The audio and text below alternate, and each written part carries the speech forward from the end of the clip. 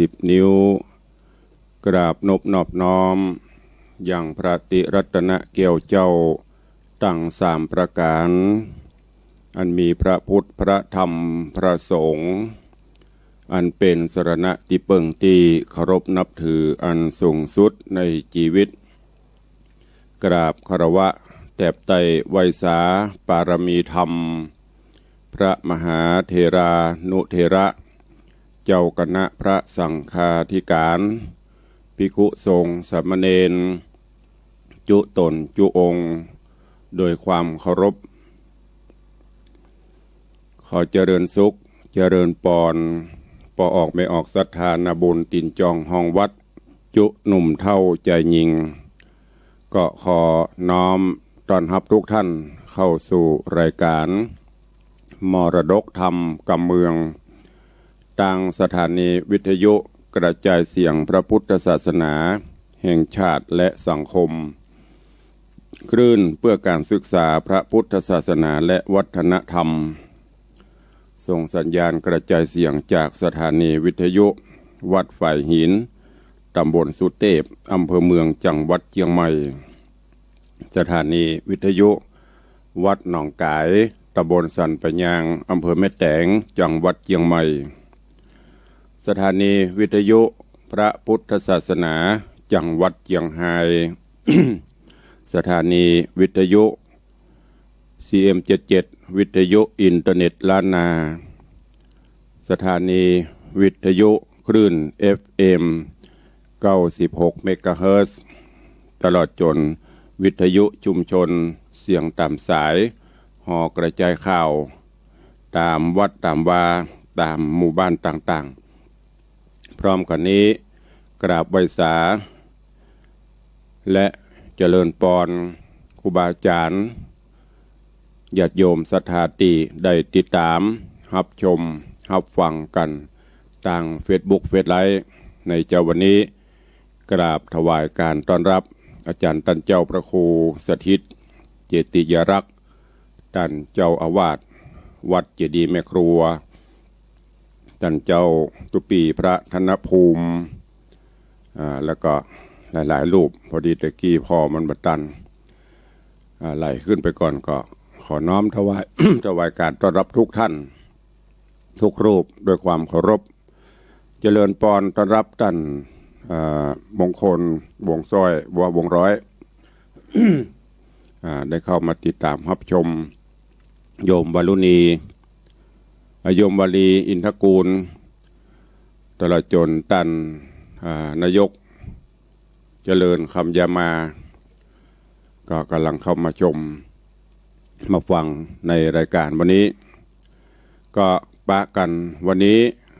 เป็นวันทำการทำงานกันตามปกติก็เกือบจะได้หยุดกันแหมละเกือบจะสิ้นหรือว่าเกือบจะครบอาทิตย์เจริญปอนโยมปัทมาจำโรกำลังเข้ามาชมเนอะโยมนวลศิริหินเขียวตื่นเจ้ากันมาก็ทำกิจวัตรส่วนตัวไหว้พระนบธรรมแล้วก็มาฟังน้ำฟังธรรมไปตัวเองทำการทำงานกันไปตัวเองการเวลาวันเวลาผ่านพ้นรวดเร็วปอบแป๊บก็เดี๋ยวก็เสาก็เดี๋ยวก็ติด ก็เดี๋ยวก็มืดก็เดี๋ยวก็แจ้งแต่ว่าเวลาก็มี24 ชั่วโมงเหมือนเดิมนั่นแหละแต่มันวุ่ยทำเตื้อทำการทำงานยามบัดตันอย่างเตื้อโอ้ผ่านไปเป็นชั่วโมงล่ะก็จะได้กระตามเนอะอยู่กันอย่าได้ประมาทโดยขอให้มีธรรมะกำกับตนกำกับตัวมีสติมีสัมปชัญญะและการละเวลาสมัยนี้เวลานี้ก็ต้องปรับปรุงเปลี่ยนแปลงพฤติกรรมต่างๆตัวน้อมถวายการต้อนรับท่านเจ้าอาจารย์พระประหลัดบุญช่วยเนอะท่านเลขานุการรองเจ้าคณะอำเภอสระปีคุโยมนงไวปัญญากำลังเข้ามาชมปรับปรุงไปอย่างที่เคยบอกและ ตามที่ครูบาอาจารย์ได้แนะนำไปนักปราชญ์ราชบัณฑิต พระอริยสงฆ์เจ้าที่เปิ่นได้ตำนายตวายตักในเหตุการณ์อนาคตการ ขอสุมาเนอะเจ้าวันนี้อากาศมันบืดกับฝนตกบืดกับอุ่นเจ้านี่เครื่องมันยังบัดตันฮ้อนอาจจะมีเสียงกระแอมกระไอก็ขอประทานอภัยสุมาภัยกับครูบาอาจารย์ญาติโยมตัวก่อนเนอะก็อย่างต่างๆที่เฮาบ่เคยได้หูเฮาบ่เคยได้หันก็จะได้หูได้หันที่เปิ้นตำนายไว้เหตุการณ์ต่างๆแม้อย่างกระทั่งที่พุทธเจ้าได้ตำนายไว้ กับพระมหากษัตริย์ในสมัยก่อนว่าเหตุการณ์เหล่านี้จะเกิดขึ้นตั้งหน้าบัดนี้เหตุการณ์เหล่านี้ก็เกิดขึ้นวัฒนธรรมจารีตฮีตหอยต่างๆของเฮาก็เปลี่ยนแปลงไปเรื่อยๆ จากที่เคยปฏิบัติก็ต้องปรับเปลี่ยนไปหลายๆดังยกตัวอย่างการประพฤติวัดปฏิบัติธรรมของพุทธศาสนิกชนเฮาเมื่อก่อนมาก็ถึงเวลาวันสำคัญก็เตรียมกันแต่ปัจจุบันนี้ก็ต้องปรับเปลี่ยนไปจารีตฮีตหอยต่างๆก็ปรับเปลี่ยนไปแม้กระทั่งความเป็นอยู่ในครอบครัวก็ต้องปรับเปลี่ยนไปเมื่อก่อนกินข้าวกินน้ำร่วมกันในครอบครัวกินร่วมกันปัจจุบันก็ต้องปรับเปลี่ยน ไปกินไผกินมันสิ่งเหล่านี้เกิดขึ้นแล้วก็จะมีอย่างแฮมได้หลายอย่างที่จะเปลี่ยนแปลงไปดังนั้นก็ขอให้เฮาท่านทั้งหลายเนอะเตรียมพร้อมซ้อมไว้เสมอบ่ต้องไปจมบ่ต้องไปบ่นอย่างมันนะเพราะว่ามันเป็นไปตามการเวลาของเปิ้นปัจจุบันนี้ไม่ใช่เป็นแค่เฮาคนเดียวไม่ใช่เป็นแค่ครอบครัวเฮาคนเดียวมันเป็นกันไปทั่วโลกก็ต้องรู้จักปรับปรุงเปลี่ยนไปเนอะด้วยความเป็นห่วงครูบาอาจารย์ญาติโยมศรัทธาเฮาตัวเองก็ขอให้ได้ระมัดระวังและอยู่กับศีลกินกับธรรมเอาศีลธรรมเอาศีลเอาธรรมนำเฮาก็จะอยู่กันอย่างรอดปลอดภัยอย่างที่เคยแนะนำที่ครูบาอาจารย์เคยบอกพฤติกรรมต่างๆการดำรงชีวิตของเฮาบ่ว่าจะเป็นไผแม้แต่พระสงฆ์องค์ข้าเจ้าก็ต้องมีการปรับปรุงก็ต้องมีการเปลี่ยนไปวัดวาอารามพระเจ้าพระสงฆ์เฮาก็เหมือนกันต้องมีการปรับอย่างปัจจุบันเนี้ยจะไปบิณฑบาตก็ออกบิณฑบาตก็บ่ค่อยได้บ่ได้อย่างเพราะว่าต่างคนก็ต่างกลัวในโรคภัยไข้เจ็บโรคระบาดจากที่บิณฑบาตบ่ครบบ่ฉันนับวันก็ต้องปรับเปลี่ยนมาเป็นทำอาหารเองหรือมีญาติโยมส่งไปการปฏิบัติกิจต่างๆก็ต้องปรับเปลี่ยนไปแม้กระทั่งอย่างการจะฟังปฏิโมกข์ในโอกาสเข้าพรรษา3 เดือนก็ต้องคงปรับเปลี่ยนกันไปสิ่งเหล่านี้ญาติโยมตลอดจนครูบาอาจารย์เฮาต้องตันเหตุการณ์เนอะจะไปเหมือนเมื่อก่อนก็บ่ได้อันไหนที่ควรจะปรับควรจะเปลี่ยนควรจะแก้ไขก็กล้วยช่วยกันปรับปรุงแก้ไขไปเพื่อความสันติสุขเพื่อความอยู่รอดปลอดภัยก็ฝากไว้กับครูบาอาจารย์ท่านเจ้าพระสงฆ์องค์เนรเฮาแล้วก็ญาติโยมศรัทธาด้วยเจริญพรต้อนรับเนอะพี่หมอมัทนาอำพันธ์คุณโยมจังซอยุทธนาหางดงก็ติดตามตลอดก็วันนี้มาฟังน้ำฟังธรรมกันเฮียก่อนเนาะแล้วก็เดี๋ยวใต้รายการหากพอมีเวลาก็ก้อยมามาจ๋า ได้รายการต่างโทรศัพท์ต่างหน้าใหม่ญาติโยมที่ฟังอยู่ก็หรือว่าติดตามรับชมรับฟังต่าง Facebook ก็จะมีอันใดจะโทรเข้าก็ใต้รายการโทรเข้ามามาจ๋ากันได้เนอะธรรมเทศนาที่ได้เทศนาเป็นประจำกูเจ้าในช่วงนี้ก็คือนางมโนราปีนแก้วลำดับไปโป่นไปแล้ว5 ผูก5 ตอนในตอนตีแล้วก็ถึงยังตีพรานปุตตะ ได้ลงไปเยี่ยมไปชมเมืองพญานาคเมืองพญานาคจุมปูจิตาแล้วก็ได้ฮับปอนอย่างต่างๆซึ่งหลังจากที่ไปแอวเมืองพญานาคเป็นระยะเวลาพอควรมนุษย์กับนาคจะไปอยู่ด้วยกันเมินก็บ่ได้พรานปุตตกะก็ร่ำราพญานาคจุมปูจิตาปิกขึ้นมาแต่ก่อนที่จะปิกเปิ้นก็ได้ฮื้อปอนอันประเสริฐโดยพญานาคก็ได้ปั่นปอนหรือว่าอวยพรให้เดินทางถึงจุดหมายปลายทางโดยสวัสดิภาพแล้วก็ยังได้ปฏิญญาณหรือว่าบอกกล่าวให้พรานปุตตกะว่าในอนาคตการหากท่านต้องการความช่วยเหลืออันใดที่จะให้เขาช่วยให้ท่านมาได้เนอะมาที่หนองน้ำที่สระหนองหลวงเนี่ยมาเสร็จแล้วก็ให้ตั้งจิตอธิษฐานส่งจิตส่งใจถึงเฮาเอามือเอานิ้วจุ่มลงไปในหนองน้ำก็เดี๋ยวก็จะมีบริวารหรือว่าลูกน้องเขาเนี่ยไอเตอถ้าพูดถึงภาษาคนเขาเนี่ยลูกน้องจะไปฮับตั้นลงมา แล้วก็ต่างพรานปุตตกะก็บอกฮือกับพญานาคว่าขอท่านเมตตาได้ช่วยดูแลบ้านเมืองตัวเนอะรักษาฟ้าฝนก็ขอฮือตกต้องตามฤดูกาลฮือบ้านเมืองเจริญรุ่งเรืองถวยตั้งก็ฝากบ้านฝากเมืองด้วยกันจากนั้นก็พรานปุตตกะกับปิกพอปิกมาถึงเมืองมนุษย์มีอยู่ทำวันหนึ่งก็พรานเปิ้นก็คืออาชีพที่จะต้องไปเสาะว่าล่าเนื้อล่าสิงสารสัตว์วันนั้นก็ออกไปเสาะล่าหาสิงสารสัตว์แต่เนอกูเตื้อนี่จะปะสิงสารสัตว์นักแต่วันนี้เงียบไปตอนใดก็ดักปิ้งมันเปลี่ยนได้อย่างกะพรานปุตตกะก็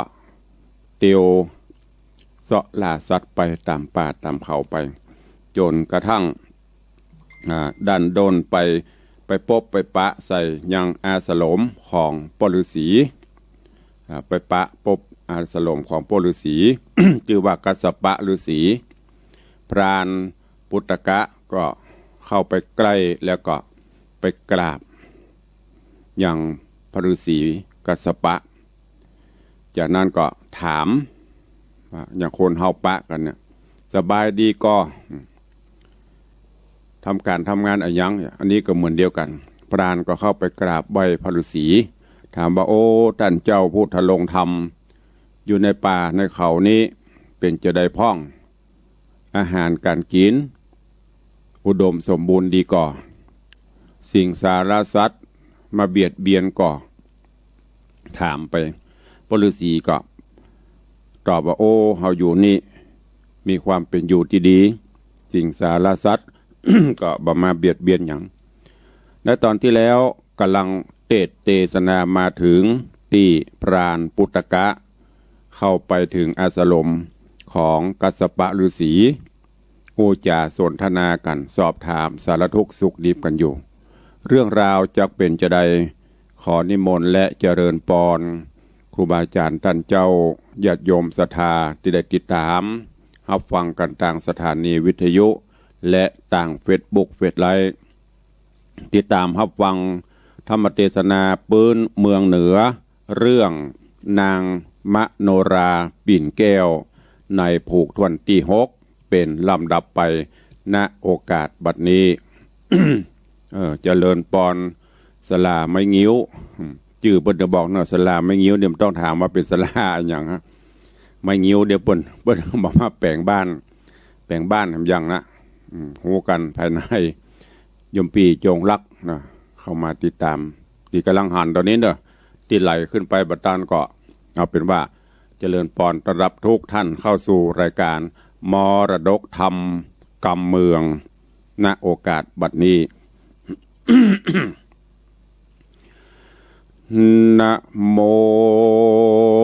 ตัสสะภะคะวะโตอะระหะโตสัมมาสัมพุทธัสสะ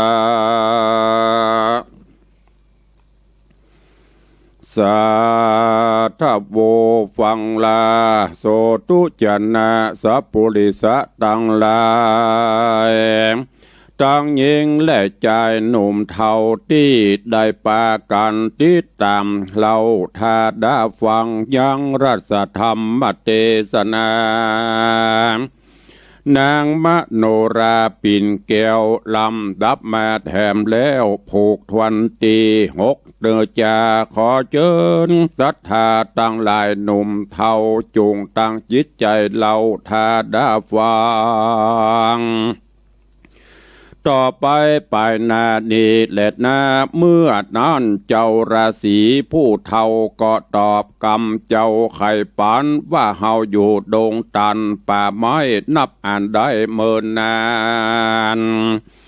ย่างเจยบานบ่ขาดบ่มีพญาตมาเบียนต้นสัตว์ไพรโซนหยาบจ้าบ่สอดลาเบียนควีเหลือบโยงมีบินสว่านบ่อไรล้านมหาจุมผ่าลาลูกไม้มีบ่อไรดงตันยังปอชันต่างเขามีแต่จะมีแต่เจ้าหนุ่มเนาแดนว่าแต่เจ้าหนุ่มเนาแดนไกล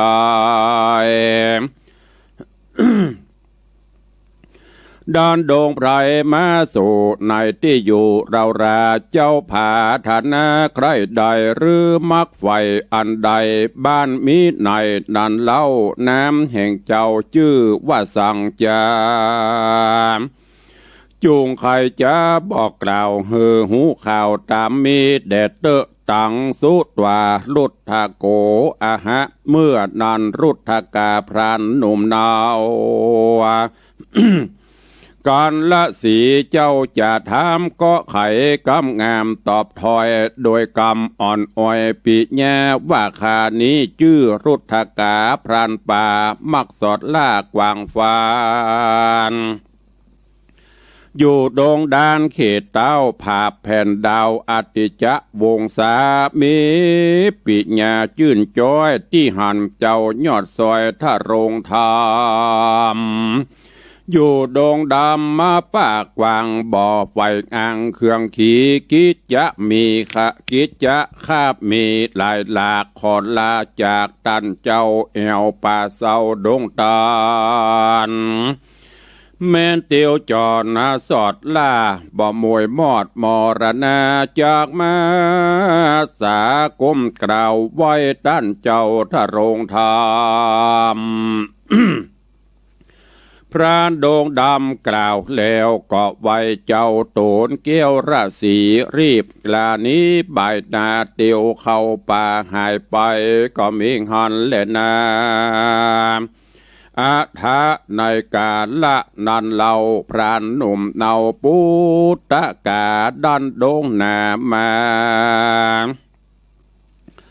ด้านโดงหนามาล่าสอดก็พดมารอดส่วนอุทยา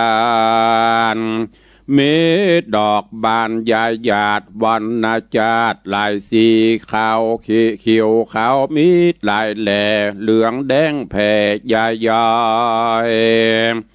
กลิ่นหอมไกรรสเราเต็มตัวเต่าในส่วนเป็นขับบวนญาติถอยดู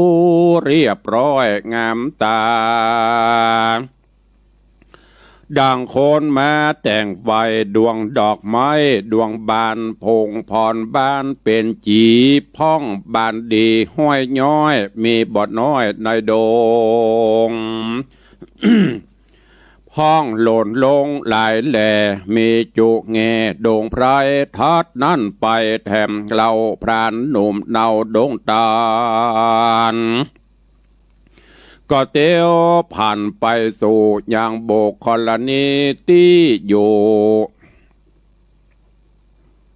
ยังโบกคลนีจตุรัสมีสีแจง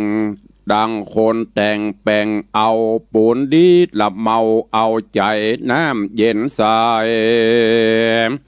สะอาดหันต้องดาดดินดานดอกบัวบานสะพรังเต็มตัวฝั่งลายลามดอกปานจามพงออกมีตุกหอกเจโจ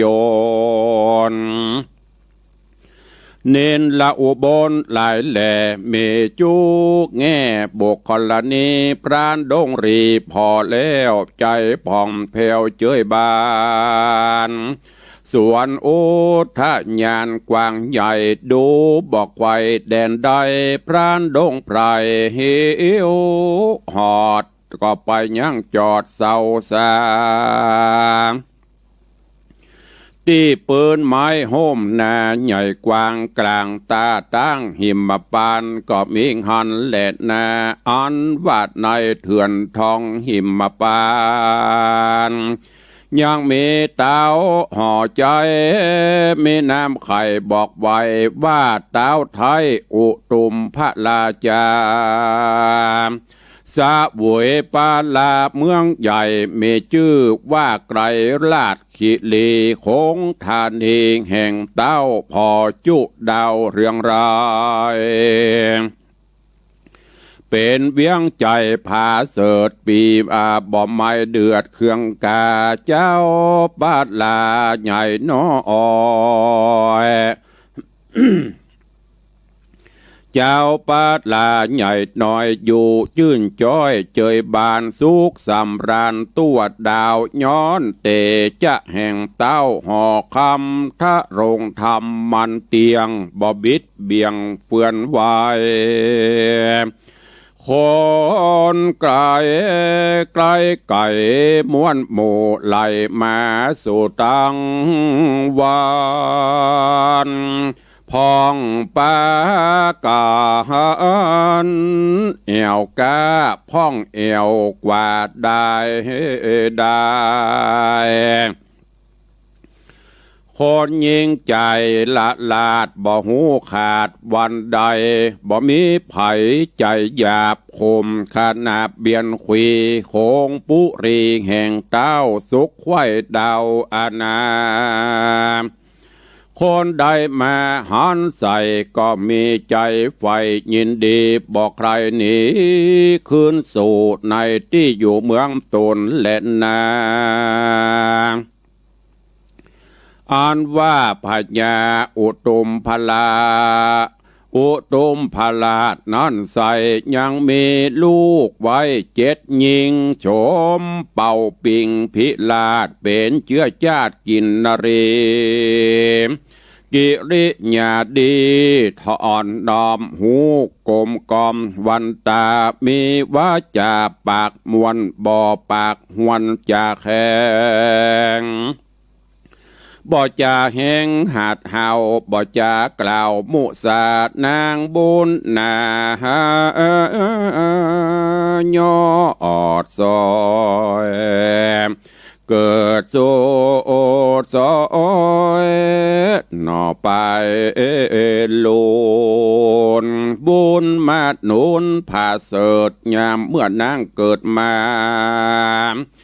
แล้วก็มีปิ่นแก้วเต็มตัวปักอยู่ผมหัวกล่าวเกตเป็นของวิเศษเจียงคานสองผู้บานพ่อแม่มีใจแผ่ยินดีจริงใส่ชื่อราชบุตรีลูกลาว่านางแว่นฟ้ามโนราแล้วเจ้าปิตาเต้าราชยังฮื้อแบ่งพระยังฮื้อแปงภาสัตว์ห่อคำงามหนาหนำหลายหลาก7หลังหากเป็นไม้ตั้งหยาดใหญ่เป็นถอยเฮือนางอ่อนน้อยมวลหมู่ใดสะวยอยู่ภัยมันก็มีหันเล็ดนาเอกติวะสังยังเมวันหนึ่งใสเป็นวันศีลใหญ่อุโปสถานางกัญญามวลหมู่ตั้งกล่าวโอจาการ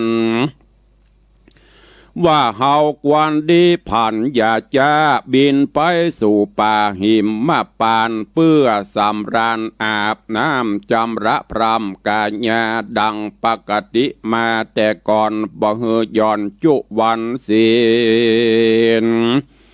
ดังอาจินดันเราต่างบอกเล่าจากการจุผู้หันเป็นแกนอูตัดแม่นกองดี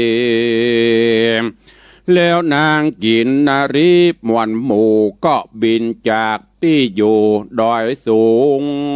ดังจักกุงเมฆฟ้าบินข้ามป่าดงนา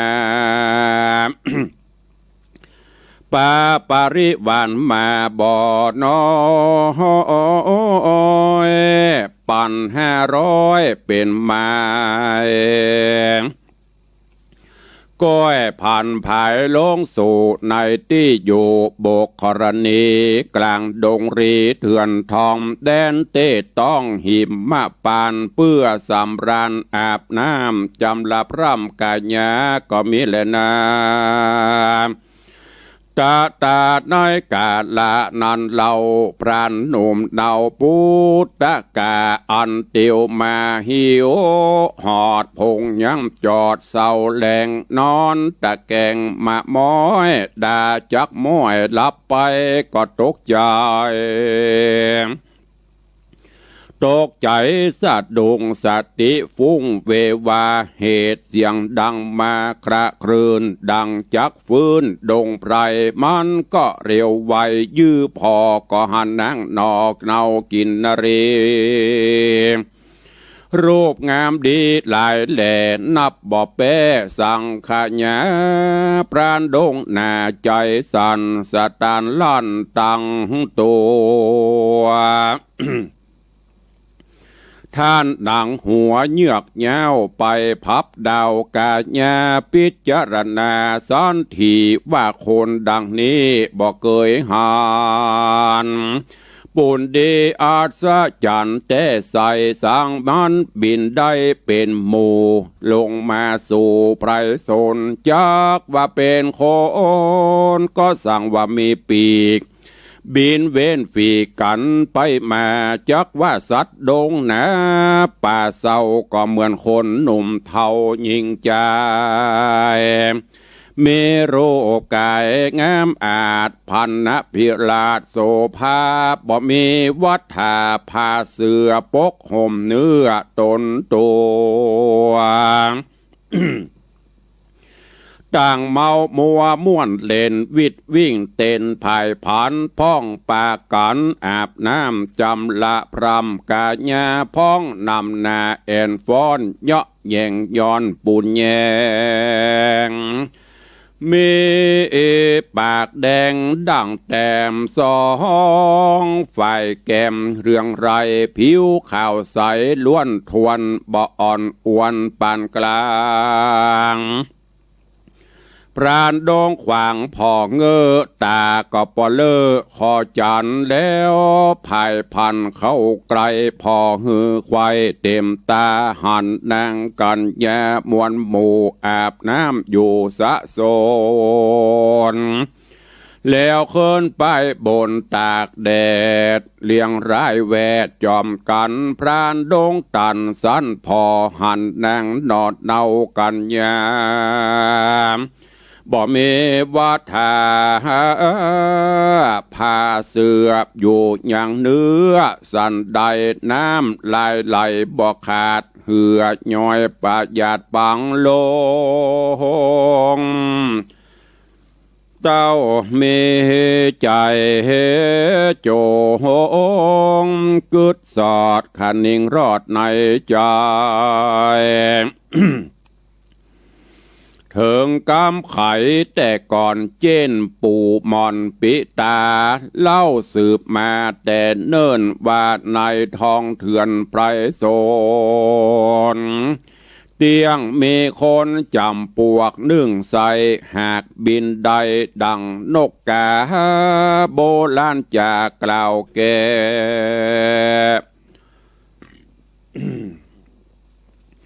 หากมีแต่ตามกรรมว่าคนน่ะนำนิสัยมีชื่อไว้ว่ากินนรีหากยังมีอยู่สาง ในปากวางแดนไกลบอบมีภัยไปฮอดหรือไปสอดจะแหว่งหาเหตุอยู่ไกลตายิ่งล้ำในเถื่อนทำหิมปานนั่นแหละนาเมื่ออนานพรานดงดานหนุ่มเนากึดใจเล่าคะนิ่งหมายว่านางต่างหลาย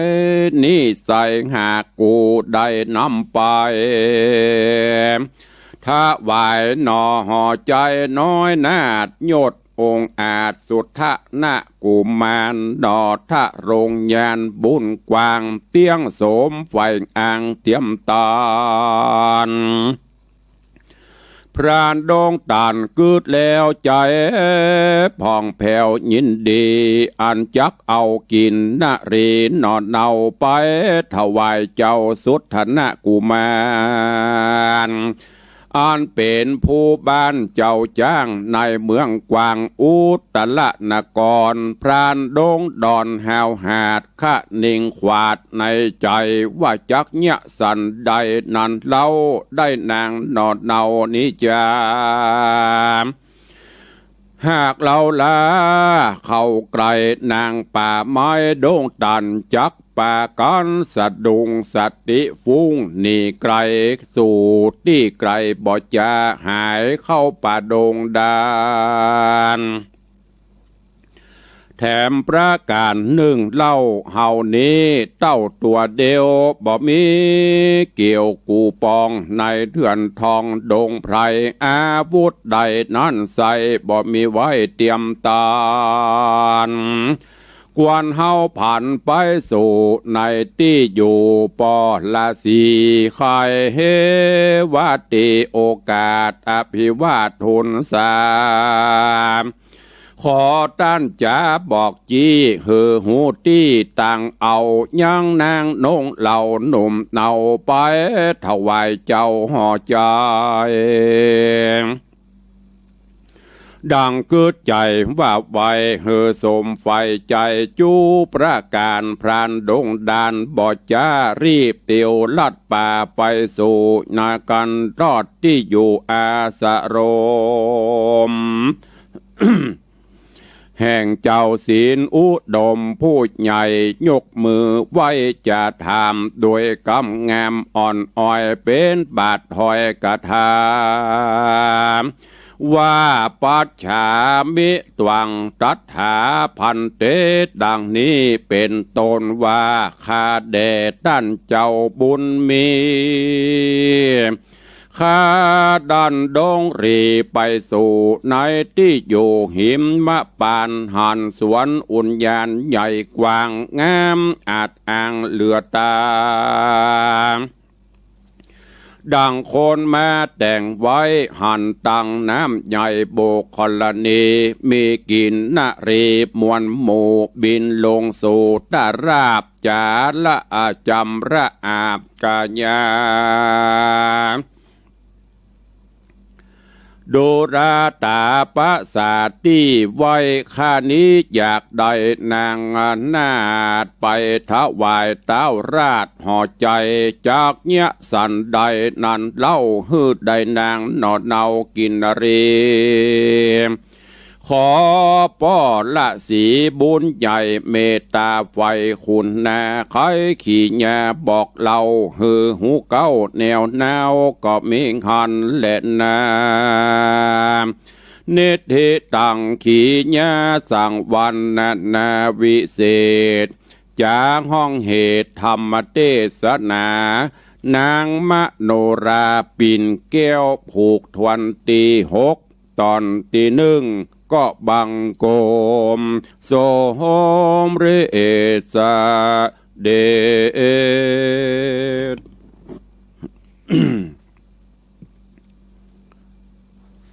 วันนี้ก็ได้สดับตรับฟัง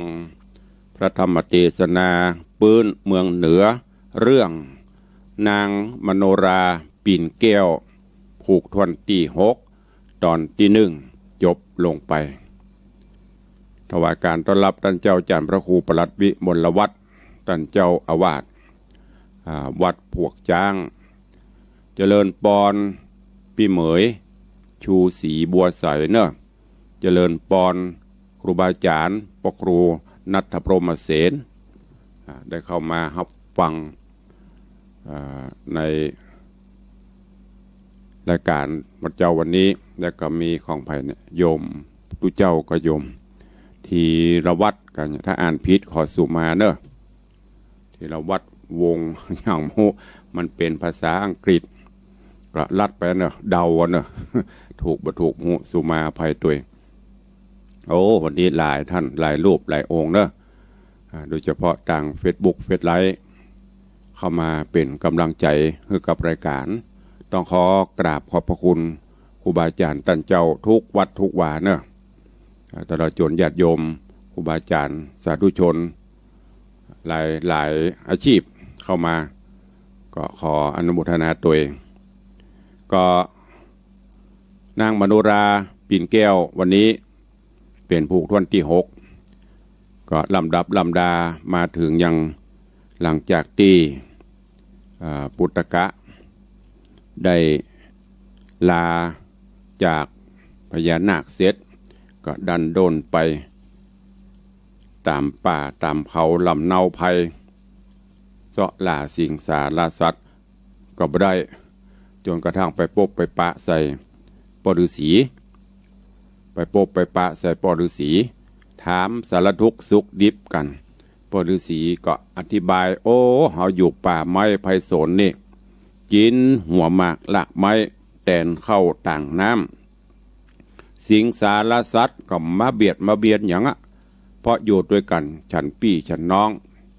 อยู่ด้วยกันร่วมโลกต่างก็ถ้อยทีถ้อยอาศัยกันบางเตื้อเฮามีผลละหมากละไม้อย่างก็ยื่นตอนเปิ้นไปบางเตื้อเฮาก็กินขี้ซากของเปิ้นมันหล่นลงมาถ้อยทีถ้อยอาศัยกันแล้วก็จากนั้นก็พรานปุตตกาก็ดันดนต่อไปเพื่อที่จะไปเสาะล่าหาสิงสารสัตว์จนกระทั่งพดไปถึงปุ่นอุทยานดอกไม้ซึ่งที่อุทยานนั่นก็โอ้มีดอกบัวดอกอย่างสะปะสะเเป็ดเต็มในสระหนองนั่นก็นั่งอยู่เฝ้าหั่นน่ะเพราะว่าเตียวมาก็รู้สึกว่าโอ้จะเหน็ดจะเหนื่อยก็เลยหยุดพักย่างจอดตีปืนโหมไม้ไก่สละในกลางหั่นในดีนี้ในกลางป่ากลางเขานี่ก็ยังมีเมืองเป็นเมืองหนึ่งที่คือเมืองอุตุมคือเมืองไก่ลาดคีรีเมืองไก่ลาดคีรี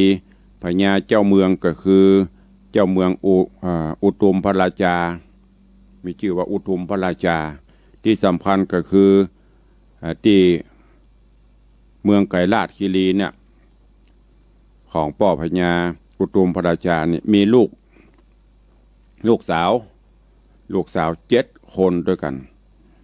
นั่นที่เพิ่นว่างามพิลีพะลอปอไผ่ปอมัน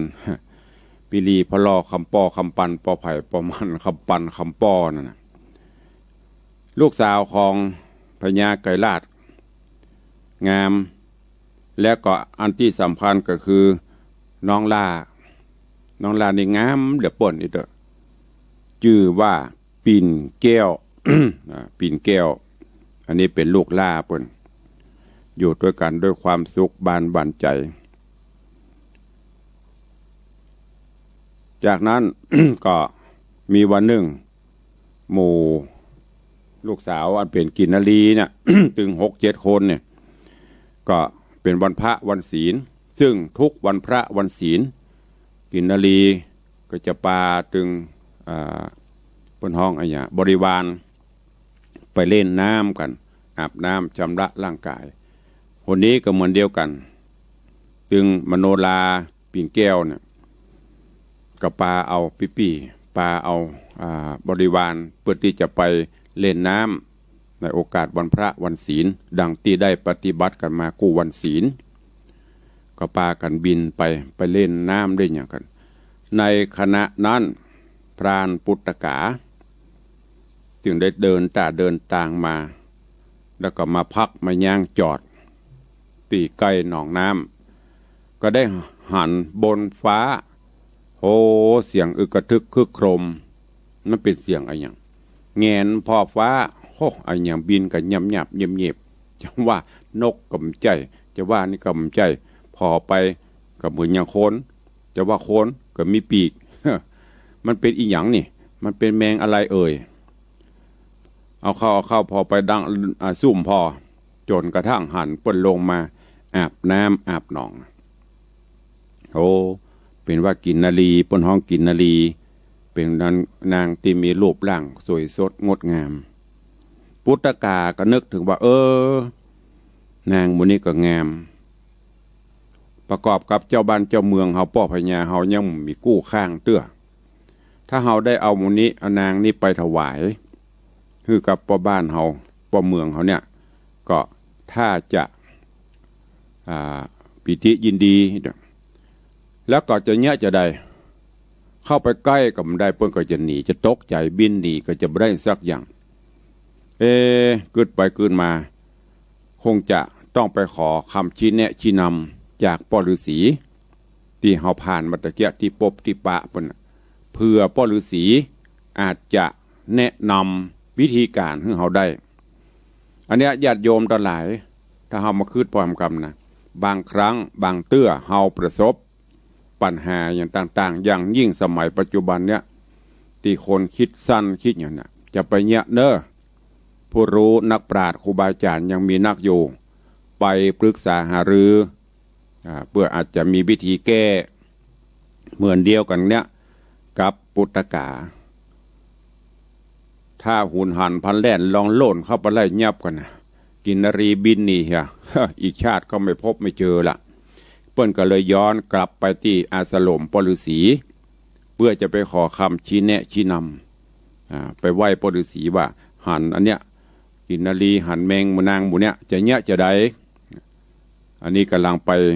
ปิกไปหาปฤษีเนอะก็ติดตามฟังไปว่าปฤษีจะมีวิธีจับหรือนำเอากินนรี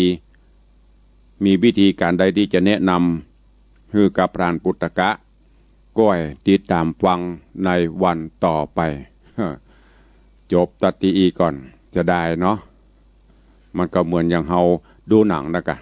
กำลังจะให้ไล่กำลังจะม่วนค่อยหันเนาะค่อยหันพระเอกก็จบไปวันนี้ก็ก้อยฟังกันไปเนอะกำลังม่วนถ้าติดตามไปทุกตอนทุกวันก็จะหูเรื่องราวหูสาระแล้วที่เปิ้นว่าพรานที่เปิ้นว่ากินนรีไปอาบน้ำทุกวันพระวันศีลนั่นใจความจะได้ก็คือหมู่เฮานะกินนรีเฮาเนี่ยก็คือมนุษย์ไปวัดไปวาไปอาบน้ำฟังธรรมทุกวันพระทุกวันศีลชำระจิตใจชำระร่างกายให้สะอาดโดยเอาน้ำศีลน้ำธรรมคัดเกลากิเลสความโลภความโกรธความหลงออกอันนี้ฟังถ้าเป็นตัวละครก็คือตัวละครแต่ถ้าแกนใจความมันเขาก็จับใจความเอาแล้วเอาไปปฏิบัติเนอะเนี่ยอย่างที่บอกใกล้จะถึงวันพระวันศีลแต่ปีนี้ก็แบบนิวนามอนอยู่บ้านอยู่จองกันพ่องหรือว่าบางวัดเบิ่งก็ทำอยู่ก็ฝากไว้ขอน้อมถวายการต้อนรับท่านเจ้าทุกปีมหาสมชาติเนอะวัดหนองยาวก็ทุกปีก็เตะธรรมอาจารย์ครูบาอาจารย์เหมือนกันเตะน้ำเตะธรรมเพื่อกับม้วนเนอะเปิดกระลิงสัญญาณเป็นประจำญาติโยมสาธุชนก็นักวันนี้ก็โป่งวางไว้เต้าอี้ก่อนก็ติดตามกันฟังในตอนต่อไปครูบาอาจารย์ท่านเจ้าเข้ามาหลายรูปหลายองค์เนอะทางวัดอันหนองยาวนี่เปิ้นก็มีการคืดลำตำสร้างแปลงพระธาตุเจ้าเจดีย์ก็ไปห่วมกินห่วมตาลโดยเปิ้นเนอะวัดพวกจ้างของท่านอาจารย์ทุกปีพระครูประหลัดวิมลวัฒน์ก็เช่นเดียวกันแปลงพระธาตุเจดีย์บูรณะพระธาตุเจดีย์เก่าเปิ้นใครจะไปห่วมกินห่วมตาลโดยก็ได้เนอะหันเปิ้นลงเฟซลงไลน์ในช่วงกลางภาษานี่ก็เหมือนกันตานเตียนตานผ้าภาษาออนไลน์มีญาติโยมเข้าไปร่วมหลายก็อนุโมทนาบุญตัวที่วัดเจดีย์แม่ครัวยันท่านเจ้าพระครูสถิตจิตติยลักษณ์เปิ้นกับแปลงกุฏิ ก็เสียไปประมาณ7-80%ละใครจะร่วมบุญกุศลตัวก็ไปหลายวัดหลายวาเนอะก็ตติหูว่าเปิ้นมีการสร้างอันใดก็ช่วยประชาสัมพันธ์บอกบุญไปในช่วงโควิดเนี่ยทอมกันไปสร้างกุศลผลบุญกันไปที่วัดวังสิงคำก็เหมือนเดียวกันบอกกล่าวเล่าขานงานบุญปีนี้ก็แปลงพระธาตุเจ้าเจดีย์เหมือนกันเราจนปิดทองสารูปพระเจ้าก็นึกว่าโอ้ภาษานี้ศรัทธามาวัดมาวาจะได้ไว้ได้สารูปพุทธเจ้าเป่งใสไว้เนี่ยเหลืองหะเหลืองห่ำก็ไม่ได้เต็มสูบเพราะพี่โควิดเนี่ย พี่โควิดมาเดือดร้อนกันไปหมดท่านเจ้าอาจารย์พระครูปลัดวิมลวัฒน์วัดพวกจ้างเปิ่นก็สร้างโฮงตาลเนอะแจกข้าวกล่องโดยมีศรัทธาญบุญร่วมกันแจกข้าวกล่องหน้าวัดพวกจ้างนั่นก็เป็นที่ม่วนที่วัดใจศรีภูมิก็หันมีหลายวัดหลายวาที่เปิ้นมีพอจะมีความพร้อมตุลวงเราไปแจกกะตุลวงบ่ไหวละ เปียช่วงแรกระลอกแรกนั้นแจก7 วันแต่มาหลังๆนี่ตัวเก่าก็จะเอาตัวบลอดละดีนะที่มีญาติโยมเปิ้นส่งข้าวส่งน้ำเพื่อกิน อย่างนี้มีส่งอันอย่างมาเพื่ออยู่โดยเฉพาะทางโยมปีไอธนวัฒน์หรือว่าปเลี้ยงธนวัฒน์ไม่เลี้ยงทัดพิชาเดี๋ยวเปิ้นก็เอาผักไม้ใส่เครือมาก็มาทำเองนี่ก็ประชาสัมพันธ์ให้กับญาติโยมเนอะทุกท่านทุกคนที่เข้ามาร่วมมาชมทั้งจาก Facebook เป็นรายตัว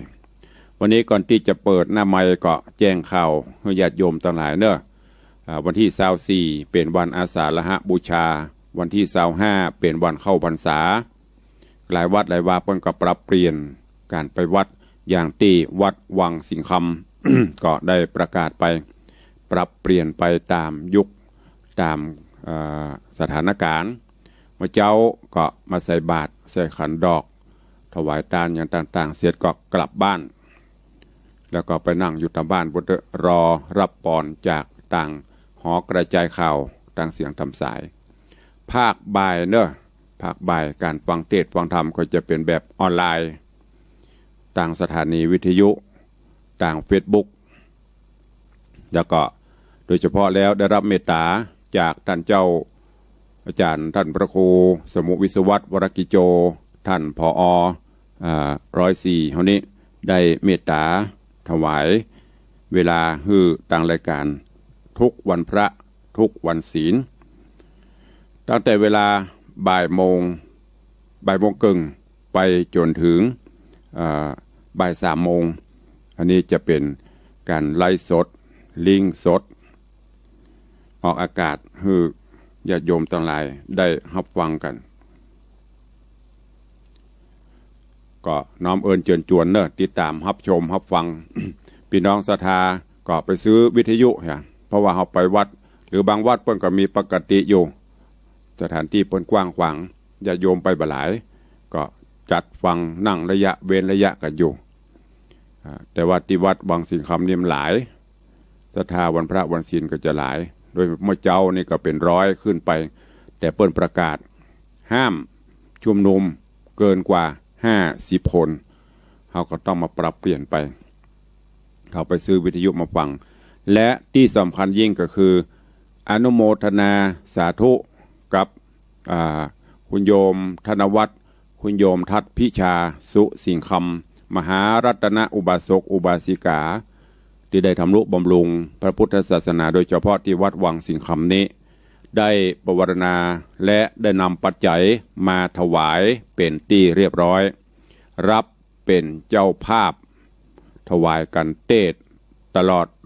ฤดูกาลเข้าพรรษาเป็นเก้าเป็นการเฮ้ยเนอะไม่ใช่ว่าเป็นฮับคนเดียวเป็นนะเปิดไปเก้าเป็นการส่วนศรัทธาญบุญ FC แฟนรายการจะให้จะหอมตามเจตนาร่วม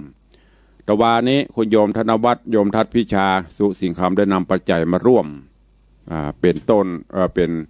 เจ้าภาพในการเทศจำนวนเงินทั้งหมด 50,000 บาทท้วน 50,000 บาทท้วน13 ศีลแล้วก็ถวายบำรุงแม่ข่ายสถานีวิทยุวัด ฝ่ายหิน FM 104.50 แถม 10,000 บาทนี่จะได้นำไปถวายปุ้นเนอะออกภาษาปุ้นก่อนส่วนญาติโยมจะให้จะหอมจะร่วมโมทนาก็เจริญปอนเจิญได้เนอะแต่ว่านี้ก็มีร้านร่มใบบุญสังฆพันธ์กาดสันตลาดประตูเชียงใหม่เจ๊กับเฮียฝากบุญมากับปอเลี้ยงพอปอเลี้ยงเปิดไปซื้อสังฆทานซื้อผ้าซื้อเตียนซื้ออย่างนั้นตลอดเป็นลูกค้าประจำต่างเจ๊ก็ฝากถวายกันเทศกันทำมาตัวตลอดภาษาถ้าจำประพิษ613 ศีล600 บาทแล้วก็มีแม่ม่อนจันคำแสงบุญร่วมถวายตลอดภาษาแหม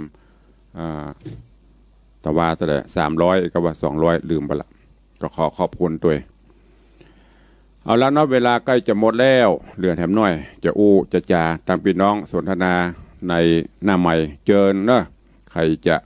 จะจ่าหน้าใหม่เข้ามาได้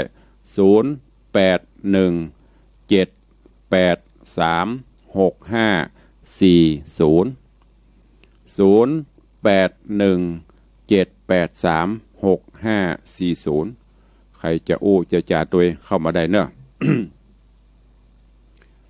มีก็เข้ามาเวลาก็ไปเรื่อยๆนะอย่างที่ได้บอกไปตะกี้วันเวลาไม่ได้คอยใครการเวลาหมุนเวียนไปเรื่อยๆมีใครโทรมาตุลงก็ไปก็ต่าง Facebook ก็หลายอยู่ตอนนี้ก็กราบขอบพระคุณตัวเจริญปอนปเลี้ยงธนวัฒน์สุสิงห์คำมาท่านเจ้าทั้งหลายเด้อที่ได้มารู้มาโทรมือกำลังใจท่านพระครูวิสิตศิลาภรณ์ประเทศเชียงทองรูปหล่อตัวก่อนรูปหล่อไปสาได้หัวกันยามเจ้าเด้อมือกำลังใจเป็กดีทั้งหลายได้เข้ามาฟังท่านพระครูเอาบุญบารมีแก้วเจ้าสามประการพุทธธรรมพระสงฆ์ดูแลรักษาเลิกช่วงโควิดที่ขอแก้วกาดปลอดภัยผู้คนสาธุเนอไปสายครับเพื่อกำลังใจครับอนุโมทนากับปอเลี้ยงเนอ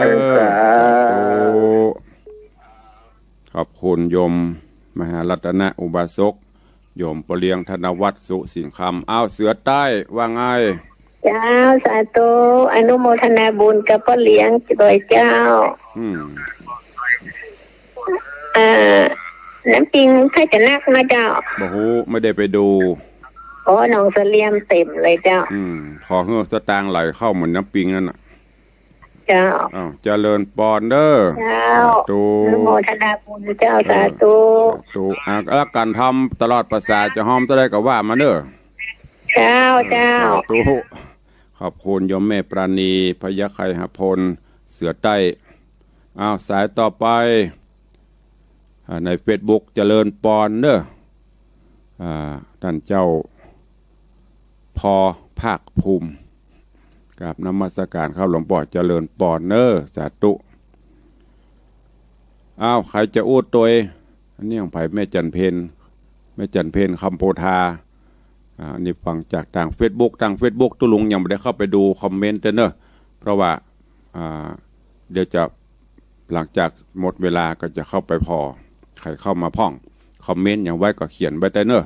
จะได้ตอบปิกไปตอนนี้ตอบต่างจ่าต่างวิทยุก่อนมีเตี้ยเนี่ยเจ้าวันนี้2 สายเตี้ยหายไปกลัวโควิดกันเนาะจะโทรศัพท์ก็ให้กลัวไปโควิดด้วยตุลุงกวดติดกะอีไม่มีปัญหาของตุลุงผ่านไปละ2 เข็ม